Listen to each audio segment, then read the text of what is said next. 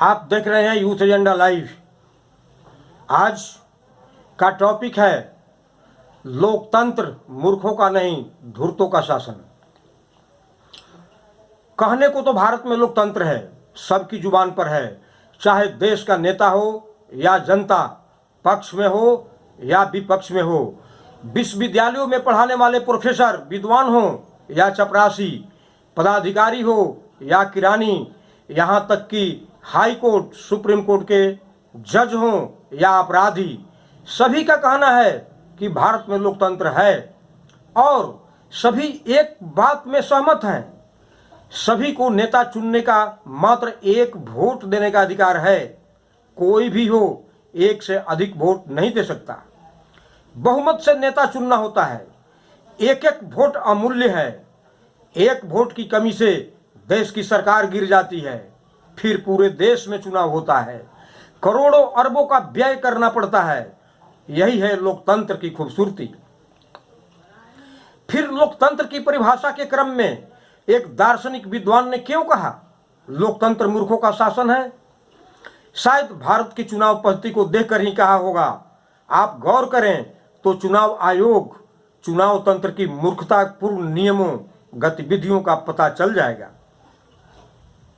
बिहार में चुनाव है और चुनाव आयोग मात्र 60% लोगों को यानी 60% वोटरों को ही वोट देने की लिहाज से व्यवस्था किया है, यानी 40% लोगों को शामिल ही नहीं होने देगा। और यह नीति गुप्त भी नहीं रखा, डंके की चोट पर कहता है, यानी 100 में 40 को छोड़कर चलता है। तब लोकतंत्र का चुनाव कैसे? जहां एक एक वोट अमूल्य है तो लगभग 3 करोड़ वोट की उपेक्षा क्यों? यह तो लोकतंत्र के साथ सीधा गुंडागर्दी है। यह तो सिर्फ नियम कानून की बात नहीं, एक एक वोट का महत्व है और यहां लगभग 3 करोड़ वोटरों को छोड़ देना, यह गुंडागर्दी से कम है क्या? चुनाव आयोग के इस गुंडागर्दी के विरुद्ध कोई बोल नहीं रहा है। आम जन तो समझ नहीं रहे हैं। पर प्रोफेसर साहब, आप तो लोकतंत्र की परिभाषा जानते हैं। नेता, मंत्री, पदाधिकारी, कर्मचारी तो भ्रष्टाचार के पोषक हैं, जन्मदाता हैं।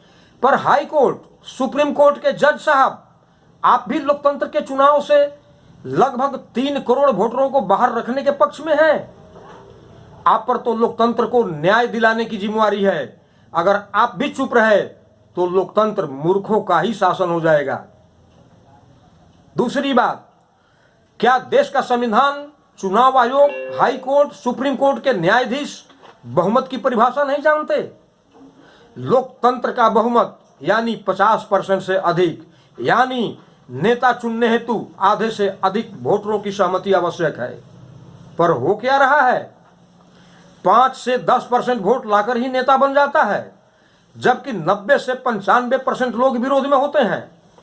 ऐसा चुनाव लोकतंत्र का नहीं मूर्खतंत्र का ही हो सकता है। लोकतंत्र के चुनाव आयोग की तीसरी गुंडागर्दी। चुनाव आयोग चुनाव व्यय की सीमा 28 लाख रुपया मानता है, नॉमिनेशन में भी 10,000 रुपया लेता है। लोकतंत्र में जब सभी को समान अधिकार है, पर ईमानदार पदाधिकारियों, कर्मचारियों, समाज सेवियों के पास 28 लाख रुपया होना संभव नहीं है। यानी चुनाव आयोग सिर्फ बेईमान भ्रष्टाचारियों, चोरों को आमंत्रित करता है जो करोड़ों रुपए खर्च कर सकें। यानी कहता है चुनाव और होता है खरीदारी। तब लोकतंत्र कैसे? यह तो जनतंत्र पर सीधा तमाचा है। चौथी लोकतंत्र विरोधी कदम, आचार संहिता। नए कार्यक्रम पर रोक ताकि मतदाता को लुभाया नहीं जाए, पर मंचों से सत्ता में आने पर लोन माफ करने, साइकिल, लैपटॉप बांटने, बेरोजगारी भत्ता देने, नगद राशि देने, मुफ्त में राशन, टीवी आदि देने का वादा लोकतंत्र लोक लुभावन नहीं है। 10 से 19 लाख नौकरी रोजगार देने का वादा फुसलाना नहीं है। यह तो लुभाना ही नहीं, धोखा देना भी है। लोभ लालच देकर काम निकालना है। इस पर रोक क्यों नहीं? यह आचार संहिता के दायरे में नहीं आता। तो क्या सचमुच लोकतंत्र मूर्खों का शासन है? अगर है तो मूर्ख कौन है?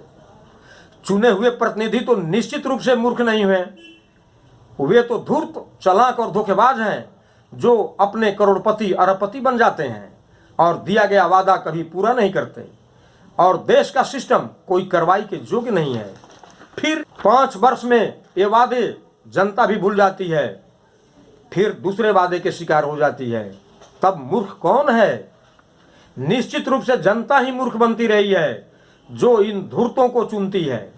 अतः दार्शनिक के कथन लोकतंत्र मूर्खों का शासन है में हल्का परिवर्तन आवश्यक लगता है।